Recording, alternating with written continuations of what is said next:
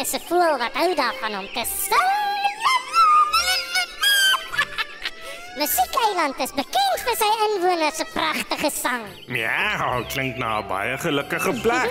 Ja, dalk is dit so lekker. Ek bou vir my 'n nes en bly sommer vir altyd daar. Wel, totsiens meneer kat wat nie voëls eet nie. My naam is Meowly. Bly te kenne. Ek is Veertjies. Mooi loop, Meowly.